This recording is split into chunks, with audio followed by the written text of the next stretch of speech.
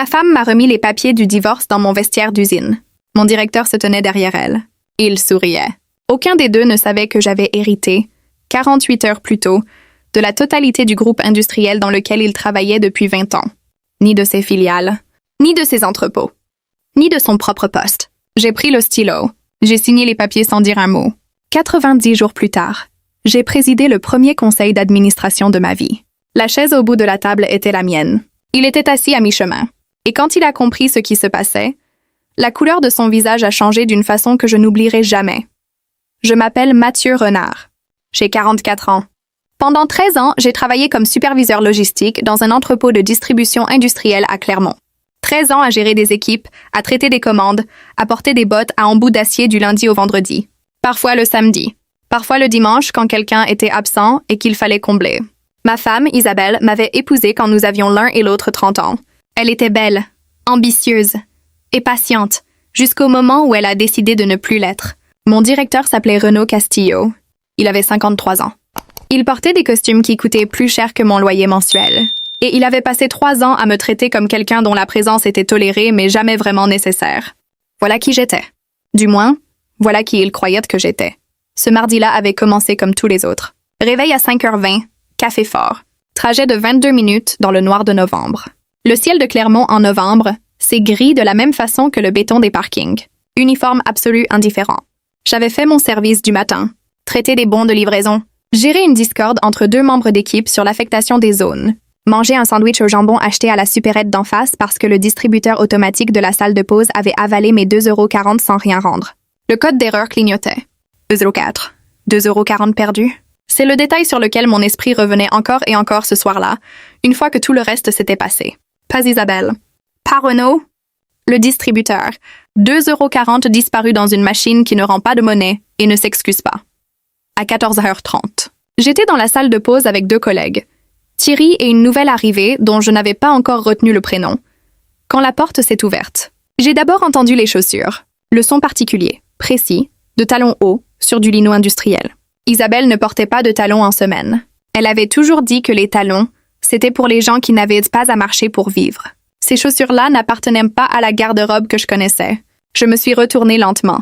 Elle portait un blazer couleur anthracite que je n'avais jamais vu. Ses cheveux étaient coiffés comme pour un événement important, pas pour un mardi d'entrepôt. Dans sa main gauche, une enveloppe en papier craft épais. Son visage affichait ce calme particulier qui n'est pas de la sérénité.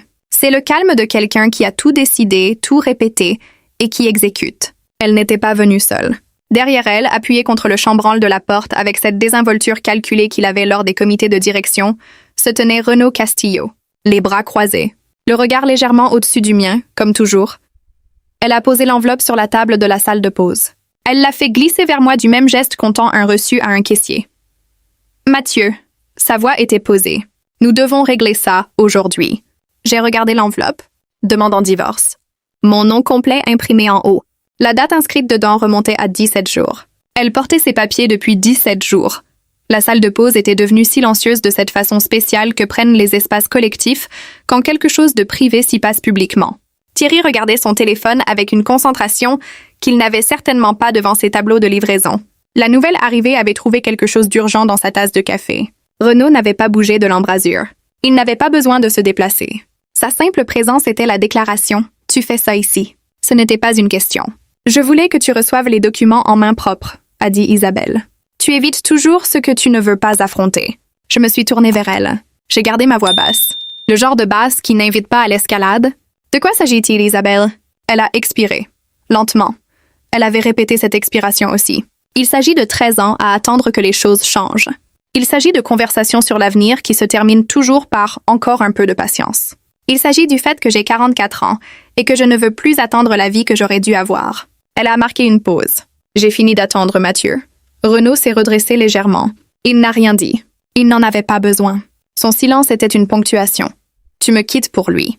Ce n'était pas une question non plus. Son visage n'a pas bougé. Je pars parce que je mérite mieux. Je l'ai regardé un long moment. Puis j'ai regardé Renaud. Il avait cette expression, celle qu'il avait dans les réunions quand il savait quelque chose que les autres ignoraient. Une neutralité froide qui est en réalité de la confiance déguisée. Le regard d'un homme qui a fait ses calculs et se satisfait du résultat. J'ai baissé les yeux sur la demande. Et j'ai fait la dernière chose à laquelle ils s'attendaient l'un et l'autre. J'ai pris le stylo posé près du bac à couvert. Je suis allée directement à la page de signature. Et j'ai signé. Isabelle a cligné des yeux. Une fois seulement. Mais c'était assez pour voir que ça l'avait prise au dépourvu. Elle était venue préparer à une scène. Elle avait amené Renaud comme témoin, comme tampon, comme déclaration d'elle-même. Elle n'était pas préparée au silence. Transmets ça à ton avocat quand tu seras prête. J'ai fait glisser l'enveloppe vers elle. Je me suis approchée du distributeur. J'ai appuyé une dernière fois sur le bouton de retour de monnaie. Il n'a rien rendu. 2,40 €. J'ai pris mon sac dans le casier. Je suis sortie de la salle de pause. J'ai traversé le hall de l'entrepôt. J'ai dépassé le néon clignotant du couloir C7 que personne n'avait réparé depuis 6 semaines. Je suis sortie par le quai de chargement. L'air de novembre m'a frappé au visage. Froid, propre, totalement indifférent à tout ce qui venait de se passer. Je me suis assis dans ma voiture pendant 9 minutes. Je sais parce que j'ai regardé l'horloge du tableau de bord. 9 minutes à rien faire d'autre que respirer et regarder le parking vide. Une partie de moi le savait depuis longtemps. Pas le comment, pas le quand, mais la direction vers laquelle tout cela allait. On le sait toujours. On choisit simplement de ne pas avoir raison trop tôt. Avant de vous dire ce que j'ai trouvé en rentrant chez moi ce soir-là, dites-moi dans les commentaires, de quel pays, de quelle ville vous regardez cette vidéo en ce moment. J'aime savoir jusqu'où ces histoires voyagent. Et si vous n'êtes pas encore abonné, faites-le maintenant. Parce que la suite de ce que vous allez entendre va tout changer. J'ai conduit jusqu'à notre maison de la rue des Cèdres, dans le quartier de Montferrand. Une maison de ville sur 2 niveaux que nous avions achetée ensemble il y a 9 ans. Un investissement, avait dit Isabelle à l'époque. Une fondation. La chaudière avait besoin d'être remplacée depuis 2 hivers. On avait toujours repoussé. Il y avait toujours quelque chose de plus urgent. La maison était silencieuse de la façon dont les maisons deviennent silencieuses quand la moitié de leur contenu humain est parti. Son armoire était aux 2/3 vide. L'étagère de la salle de bain, côté gauche, avait été vidée proprement. Sauf un tube de crème pour les mains presque fini. Et un élastique à cheveux noirs coincé derrière le robinet. Le genre qui se vend par sachet de vin. La seule chose qu'elle avait oubliée, j'ai préparé du café. Je me suis assis à la table de la cuisine. Devant moi, une pile de courriers que j'ignorais depuis 3 semaines. Factures, relevés bancaires, notification de la mutuelle. Et puis, tout au fond de la pile, une enveloppe différente. Papier épais, crème, luxueux. Mon nom complet imprimé dessus dans une police sérieuse. Mathieu-Édouard Renard. Un nom que j'utilisais presque jamais. Un nom qui vivait sur mon acte de naissance et nulle part ailleurs. L'adresse de retour était celle d'un cabinet d'avocats à Lyon, dans le quartier de la Presqu'île. Le genre d'adresse qui signifie que les gens qui y travaillent ne calculent pas leurs honoraires en centimes. J'ai failli ne pas l'ouvrir. J'ai failli la glisser sous la pile de factures. Mais il y avait quelque chose dans la qualité du papier. Ou peut-être dans le silence de la maison. Ou dans le fait que cette journée avait déjà tout pris et qu'il ne restait plus rien à protéger. Je l'ai ouverte. La lettre provenait d'un avocat nommé Gilles Marceau. 3 paragraphes. Un langage formel. Une demande pour que je contacte le cabinet dans les meilleurs délais concernant la succession de Bernard Renard. Mon oncle. Un homme que j'avais croisé exactement une fois. Aux obsèques de ma mère. J'avais 28 ans. Il portait un costume gris sombre. Poignée de main ferme. Il avait glissé une enveloppe dans la poche intérieure de ma veste et dit, avec la concision de quelqu'un qui communique en résultats plutôt qu'en mots, « Utilise ça intelligemment ». L'enveloppe contenait 8 000 € en liquide. Un mot sans explication. Puis 22 ans de silence. Il était mort. Et apparemment, il s'était souvenu de moi. Je ne me suis pas allongée cette nuit-là. Ou plutôt si, je me suis allongée. Mais pas dormie. Je fixais le plafond et je pensais à cet homme que je ne connaissais pas, qui m'avait remis de l'argent liquide au bord de la tombe de ma mère, et qui avait ensuite disparu pendant plus de 2 décennies. Permettez-moi de vous parler de Bernard Renard. Parce que pour comprendre ce qui s'est passé ensuite, vous devez comprendre d'où venait cet argent. Et pourquoi il est arrivé précisément ce soir-là. Bernard était le frère aîné de mon père. Il avait quitté Clermont à 30 ans, sans cérémonie, sans explication publique. Il était parti s'installer à Lyon et avait commencé à investir. Immobilier industriel d'abord, puis des participations dans des sociétés de taille moyenne, des acquisitions discrètes, patientes, construites sur des décennies sans bruit. Pendant que mon père gérait une épicerie de quartier et que moi je grandissais entre 2 fins de mois difficiles, Bernard construisait quelque chose, en silence, avec la précision lente et irréversible d'un homme qui n'a pas besoin d'audience. Il avait 79 ans à sa mort. Pas d'enfant. Pas de conjoint survivant. Pas de testament récent. Si, modifié 2 fois. La dernière fois il y a 4 ans, avec mon nom inscrit tout en haut. J'ai appelé Gilles Marceau le lendemain matin à 8h10. Il a décroché lui-même. « Monsieur Renard, a-t-il dit, merci d'avoir rappelé si vite. Pouvez-vous venir aujourd'hui? Le cabinet Marceau se trouvait au 12e étage d'un immeuble de verre sur la rue Victor-Hugo à Lyon. Des fenêtres du sol au plafond. Vue sur la Saône. La réceptionniste m'a proposé un café avant que je finisse de donner mon nom. Du vrai café. Pas la variété industrielle brûlée que je buvais sur une plaque chauffante depuis 13 ans. Gilles Marceau s'est levé quand je suis entrée dans la salle de conférence. Vraiment levé. Il avait dans les 65 ans. Cheveux blancs, visage calme. Le genre d'avocat qui a passé assez de décennies dans des pièces remplies d'argent compliqué pour avoir développé une immunité totale au drame. Monsieur Renard. Il m'a tendu la main. Je vous en prie, asseyez-vous. Je portais encore ma veste de travail. Je n'étais pas rentrée me changer. Je sentais encore feintement le gasoil et le produit d'entretien industriel. Et j'ai laissé cet écart entre moi et la chaise en cuir s'installer sans chercher à le réduire. Votre oncle est décédé il y a 21 jours, a dit Gilles. Bernard Renard. Il avait 79 ans. Je le savais à peine. Et lui en savait suffisamment sur vous. Il a fait glisser un dossier sur la table. Je l'ai ouvert. Des tableaux de capitalisation. Des relevés fiduciaires. Des colonnes de chiffres sur lesquelles mes yeux glissaient sans trouver de prise. Ils étaient trop grands pour prendre la bonne forme dans mon esprit. Votre oncle a passé 40 ans à construire un portefeuille d'investissement privé, a dit Gilles. Immobilier industriel. Participation stratégique dans plusieurs sociétés de taille moyenne. Acquisition dans la logistique, la distribution, l'agroalimentaire régional. Il a marqué une pause. Au moment de son décès, la valeur totale de la succession était estimée à 430 millions d'euros. J'ai reposé le dossier. Calmement, sans geste particulier. J'ai regardé l'homme en face de moi. Il y a une erreur. Il n'y en a pas. Son expression n'a pas changé. Vous êtes son seul héritier désigné, Monsieur Renard. Ses intentions ont été formalisées il y a 14 ans et mises à jour 2 fois depuis. Vous avez toujours été le bénéficiaire, 430 millions d'euros. La veille, je rationnais mes pauses déjeuner pour ne pas dépenser plus que prévu ce mois-ci. La veille, ma femme m'avait remis des papiers de divorce dans un vestiaire d'usine pendant que mon directeur souriait dans l'embrasure. Et maintenant, un avocat en costume sur mesure me disait que j'avais hérité de plus d'argent que je n'en dépenserais en 5 vies. Je suis restée très immobile. Dites quelque chose. J'ai besoin que vous me détailliez la totalité des actifs. Gilles a hoché la tête, comme si c'était exactement la bonne réponse. Il a tiré un second dossier. Parmi les actifs inclus dans la succession, a-t-il dit en tournant vers une page précise, se trouve une participation majoritaire. Il a tapé le document du bout du doigt. Dans la société holding de référence, Nexalia Distribution Group. J'ai regardé le nom sur la page. Je connaissais ce nom. Chaque employé de la filiale opérationnelle connaissait ce nom de la même façon vague et théorique dont on connaît le nom d'un pays qu'on n'a jamais visité. Ça existait quelque part au-dessus. Abstrait, non pertinent pour le travail quotidien. C'était l'entité au sommet de la structure. Celle à laquelle personne dans l'entrepôt ne pensait jamais. L'entité qui possédait le bâtiment dans lequel je travaillais. L'entité sur laquelle toute la carrière de Renaud Castillo avait été construite. L'entité qui, selon le document posé devant moi, appartenait désormais à Mathieu-Édouard Renard. Je n'ai rien dit pendant un long moment. Gilles a attendu. Il était très doué pour attendre. Majoritaire à quelle hauteur? 61%. 61%. J'ai pensé à Renaud Castillo dans l'embrasure de cette porte. Ce sourire particulier. La veste impeccable. 3 ans d'humiliation administrée avec le soin de quelqu'un qui y prend plaisir sans jamais le dire. Isabelle avait quitté un superviseur d'entrepôt. Elle n'avait aucune idée qu'elle venait d'abandonner l'homme qui possédait tout ce sur quoi son nouveau partenaire s'était jamais appuyé.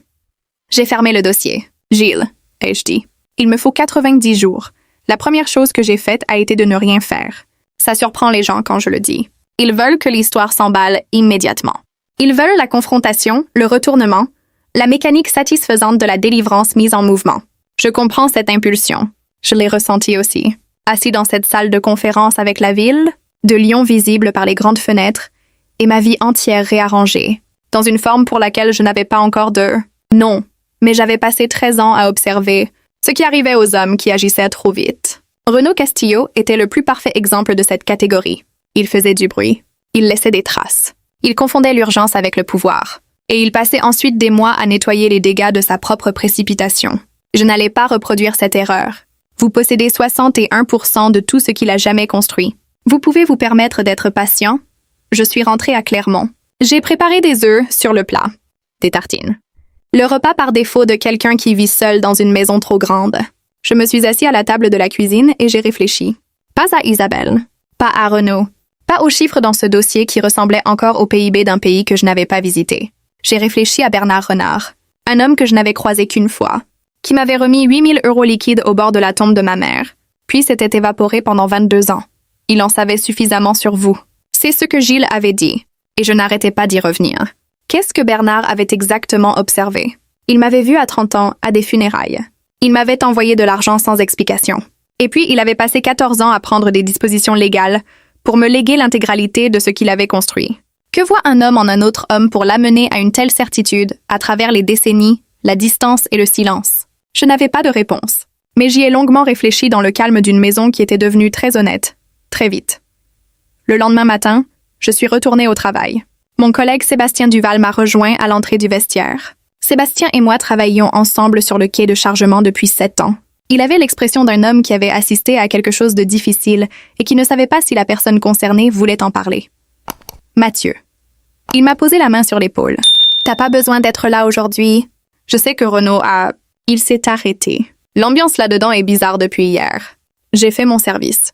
J'ai répondu aux mails. J'ai traité les bons d'inventaire. J'ai interagi avec Renaud Castillo exactement comme je l'avais toujours fait. Avec la neutralité professionnelle mesurée d'un homme qui connaît sa place dans la hiérarchie et l'accepte sans se plaindre. Renaud ne m'a pas évité. Il était trop confiant pour ça. Il m'a gratifié du même demi-sourire que d'habitude. Et une fois, dans le couloir qui longe le quai, il m'a pressé l'épaule dans ce geste censé communiquer de la compassion, qui communiquait en réalité quelque chose qui s'apparentait au triomphe. Continue de sourire, Renaud. Il te reste 88 jours. J'ai appelé Gilles depuis le parking ce soir-là.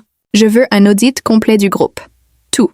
Chaque division, chaque contrat fournisseur, chaque résolution du conseil d'administration sur les 5 dernières années. Les installations physiques inspectées.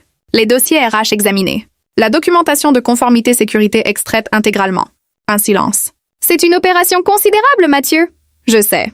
Commencez lundi. L'audit a été conduit par un cabinet indépendant que Gilles a mandaté. Ils ont opéré au niveau de la holding, ce qui signifiait que les équipes opérationnelles, Renaud Castillo compris, n'avaient aucun moyen de savoir que ça se passait. Du point de vue de Renaud, les révisions trimestrielles suivaient leur cours normal. Du mien, je lisais des états financiers sous serment chaque soir à la table de la cuisine. Ce que nous avons trouvé n'était pas surprenant. C'est ce qui m'a le plus frappé au fil des semaines. Rien de tout ça n'était surprenant. Renaud Castillo avait dirigé la filiale opérationnelle de la façon dont certains hommes dirigent les choses quand ils sont convaincus que personne ayant une autorité réelle ne regardera jamais dans leur direction. Des contrats fournisseurs attribués à des sociétés aux structures de propriété intéressantes. Des rapports de conformité sécurité qui avaient été orientés vers l'acceptable. Des déclarations d'accidents retardées, minimisées. Dans 2 cas, non déposées du tout.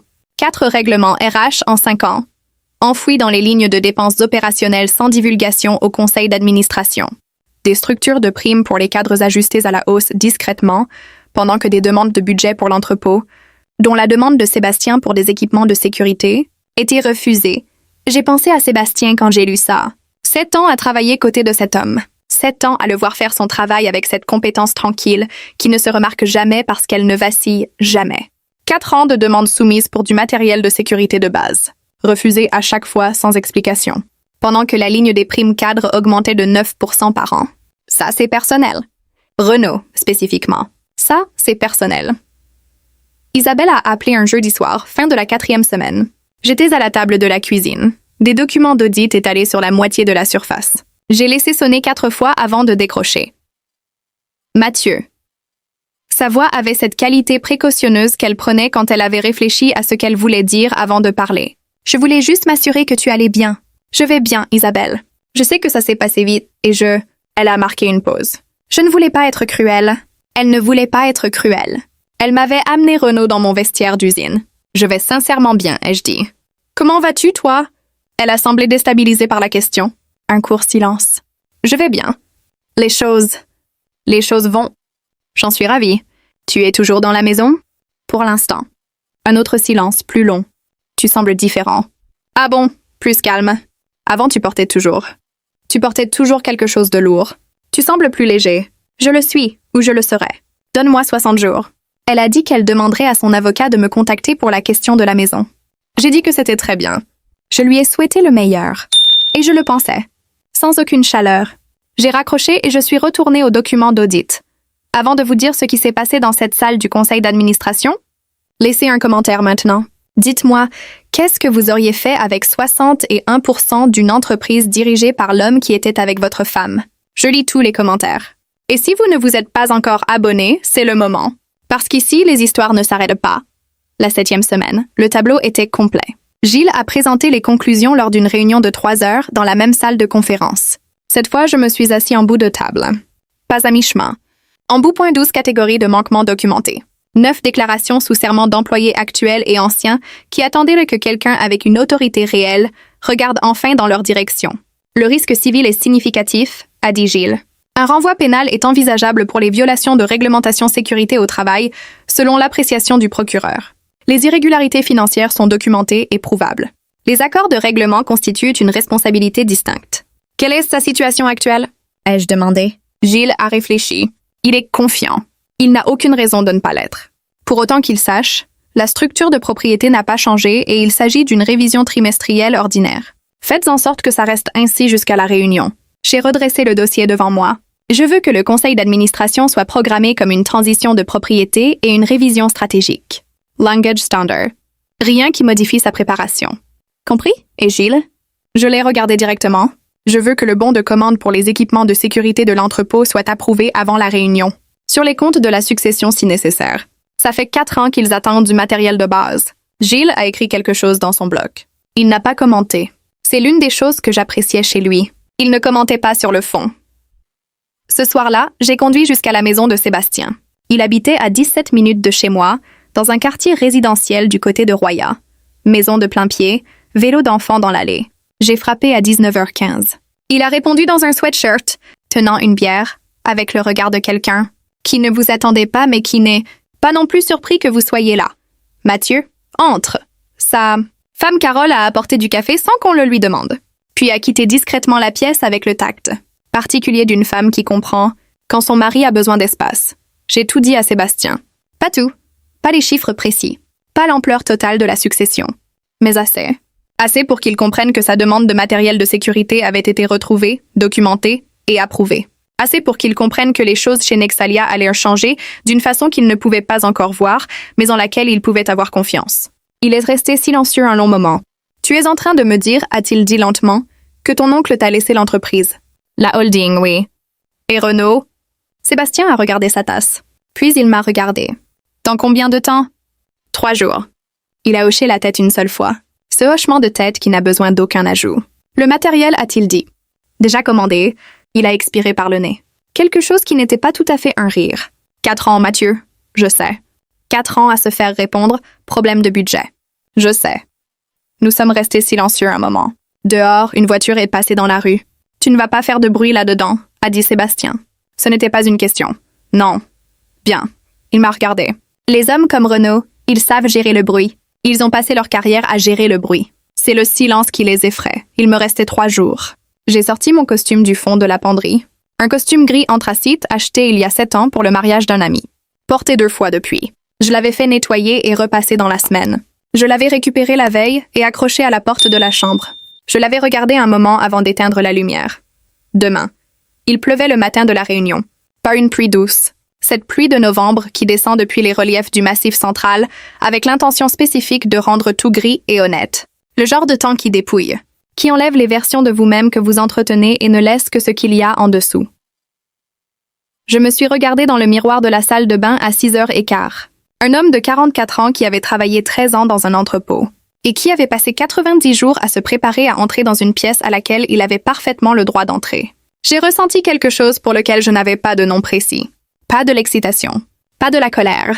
Quelque chose de plus calme et de plus complet que l'un et l'autre. Cette immobilité intérieure qui vient quand vous avez fini de vous préparer et que la seule chose qu'il reste à faire est de commencer. J'ai mis le costume. J'ai conduit jusqu'à Lyon. Je me suis garée rue de la République. J'ai marché 200 mètres sous la pluie jusqu'au siège de Nexalia Distribution Group. Sans parapluie. Je n'y avais pas pensé et je ne faisais pas demi-tour pour en chercher un. Je suis arrivée à l'accueil avec les épaules humides et les mains parfaitement sèches. Ce qui semblait juste. L'agent de sécurité a vérifié mon nom sur la liste de la réunion. Il l'a trouvé. En haut de page. Sous le titre « Transition de propriété, révision stratégique ». Il m'a remis un badge visiteur. Puis il a regardé le badge. Puis il a regardé le titre de la réunion. Puis il m'a regardé. Quelque chose a changé dans son expression. Pas de la reconnaissance. Plutôt la conscience naissante que les différents éléments devant lui s'assemblaient pour former quelque chose sur lequel personne ne l'avait briefé. « Bonjour », lui ai-je dit. « Bonne journée. » La salle de réunion était au 18e étage, murs de verre sur 2 côtés, vue sur la Saône, partiellement obscurcie par la pluie. Une longue table polie avec 14 sièges. Des chaises supplémentaires le long du mur pour les assistants et conseillers. Des verres d'eau à chaque place. Personne n'y avait encore touché. J'étais le dernier à arriver. Je ne me suis pas pressée. Je suis entrée dans la pièce comme on entre dans une pièce qui nous appartient, avec la certitude sans hâte d'un homme qui n'essaie pas de faire une entrée remarquée parce qu'il n'en a pas besoin. J'ai vu Renaud avant qu'il ne me voie. Il était assis au tiers de la table, téléphone retourné devant lui. Veste posée avec une désinvolture délibérée sur le dossier de sa chaise. Il parlait à voix basse à la personne à sa gauche. La petite performance d'autorité des hommes qui ont besoin de signaler leur appartenance à un espace. Sa posture disait « J'appartiens à cet endroit ». Son expression disait « C'est de la routine ». Puis sa vision périphérique m'a capté. Il s'est retourné. La reconnaissance complète a pris environ 2 secondes. D'abord le coup d'œil automatique, le tri instantané qu'il accordait à quiconque entrait dans une pièce. Puis la correction. Le deuxième regard. Le recalibrage d'une fraction de seconde où son cerveau a dit « C'est le superviseur de l'entrepôt ». Pourquoi est-il ici? Pourquoi porte-t-il un costume? Pourquoi Gilles Marceau marche-t-il derrière lui? Pourquoi se dirige-t-il vers le bout de la table? La couleur de son visage a changé. Pas de façon spectaculaire. Juste ce changement subtil, comme si une source lumineuse avait été réajustée quelque part en arrière-plan. Gilles a fermé la porte. « Mesdames et messieurs », a-t-il dit avec la cadence mesurée de quelqu'un qui a passé 40 ans à formuler des déclarations importantes dans des pièces formelles. « Merci d'être présent ce matin. J'ai le plaisir de vous présenter officiellement Mathieu-Édouard Renard, héritier unique de la succession de Bernard Renard et actionnaire majoritaire de Nexalia Distribution Group. » Une brève pause. À compter d'aujourd'hui, votre nouveau président. Le silence qui a suivi n'était pas poli. C'était le silence d'une pièce remplie de personnes qui traitaient toutes individuellement la même information, arrivaient toutes à la même conclusion, et essayaient toutes de contrôler ce que leur visage exprimait. Renaud a reculé sa chaise. Pas entièrement. Juste assez pour trahir l'impulsion. Ce n'est pas possible. Sa voix était posée, mais j'entendais les fondations trembler. Il travaille pour moi. C'est un superviseur d'entrepôt. Je travaillais pour toi, ai-je dit en marchant vers le bout de la table. Assieds-toi, Renaud. Il s'est assis lentement. De la façon dont un homme s'assoit quand s'asseoir est la seule option qui lui reste et qu'il le sait. Je me suis installée dans le siège en bout de table. J'ai ouvert le dossier que Gilles y avait préparé. J'ai pris un moment, pas pour les faits, sincèrement, pour regarder autour de moi les 14 membres du conseil, l'équipe de direction, les assistants le long du mur, et tous ces verres d'eau intacts. J'ai pensé à une salle de pause, un mardi après-midi. 2,40 € dans un distributeur qui n'avait rien rendu. Voilà. Au cours des 90 derniers jours, ai-je commencé, j'ai autorisé un audit interne complet de chaque division opérationnelle de Nexalia Distribution Group.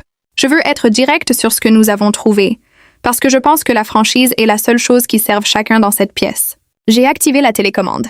La première diapositive est apparue. Nexalia Distribution, la filiale opérationnelle que la plupart d'entre vous connaissent le mieux, est de loin l'entité la plus compromise de ce portefeuille. La première diapositive couvrait les contrats fournisseurs. Graphics Nets, chiffres précis, pistes de propriété documentées jusqu'à leur conclusion. Je l'ai présenté sans commentaire personnel. Les faits ont leur propre dynamique quand on leur laisse l'espace pour se déployer. La deuxième diapositive, conformité sécurité au travail. Documentation des incidents.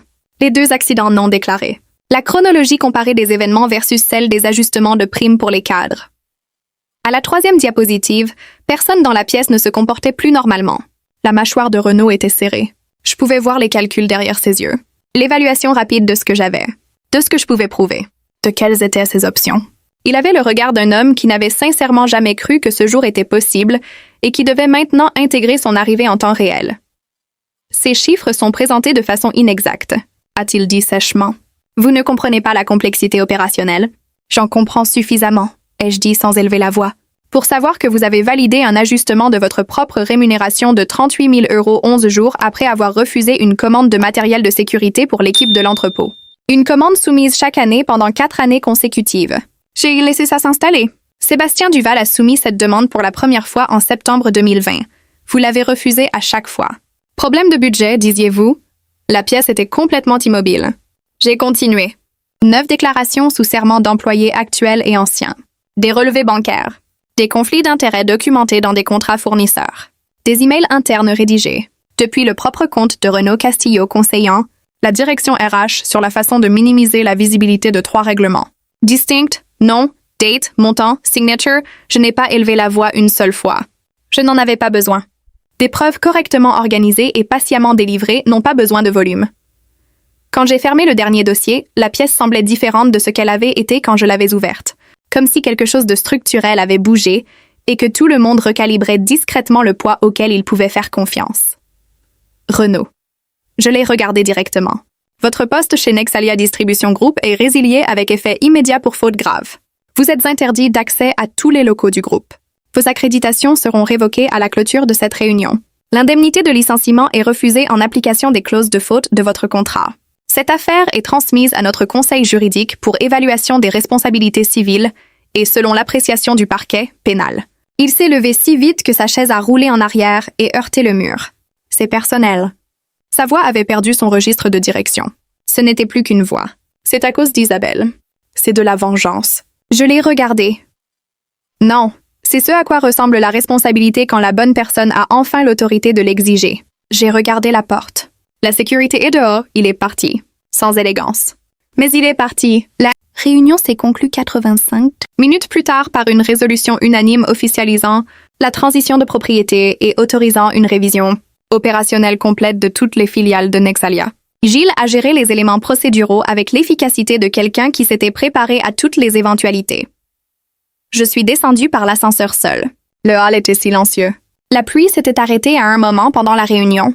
Je n'avais pas remarqué quand. La ville dehors était humide et propre et vaquait à ses occupations avec une indifférence totale à tout ce qui venait de se passer au 18e étage. Je suis sortie par l'entrée principale. Isabelle a appelé à 11h50. J'étais dans le bureau de Gilles, en train d'examiner les priorités opérationnelles immédiates, quand mon téléphone s'est allumé sur la table. J'ai regardé son nom un instant. J'ai décroché. Pas de salutation, juste une respiration entrecoupée. « Qu'est-ce que tu as fait? » « Mon travail. »« Ne fais pas ça. » Renaud m'a appelé. Il a dit que tu l'avais fait escorter à la sortie. Il a dit que tu l'avais humilié devant tout le conseil. Sa voix montait. « Mathieu, qu'est-ce qui se passe? » Renaud Castillo a été licencié pour faute grave, ai-je dit. C'est documenté. Ça faisait longtemps que ça aurait dû arriver. C'est à cause de moi. Ce n'est pas une question, Isabelle. J'ai gardé ma voix posée. Renaud Castillo a validé des primes pour lui-même, tout en refusant des équipements de sécurité à des employés qui en faisaient la demande depuis 4 ans. Il a dissimulé des règlements pour harcèlement. Il a manipulé des contrats fournisseurs. Ce ne sont pas des choses que j'ai inventées parce que tu m'as quitté. Ce sont des choses qui se passaient pendant que quelqu'un ayant l'autorité de les arrêter regardait ailleurs. J'ai fait une pause. Le fait que tu me quittes a simplement clarifié vers où je regardais. Un silence assez long pour que je pense qu'elle avait raccroché. Tu possèdes l'entreprise? Sa voix avait changé. L'accusation s'en était écoulée pour laisser quelque chose de brut en dessous. La holding? Oui. Depuis combien de temps? 3 mois. Un autre silence. Tu aurais pu... Elle s'est arrêtée. Encore ce nous, même maintenant. Debout dans les décombres de tout, elle parlait encore au pluriel, en incluant un homme qui faisait actuellement l'objet d'un examen pour fraude. Je devais aux employés un processus équitable, ai-je dit. Je devais à l'entreprise son intégrité. Je ne vous devais à aucun de vous deux quoi que ce soit que je n'étais pas légalement tenue de fournir. Elle n'a pas répondu. J'ai entendu sa respiration changer. Puis l'appel s'est terminé.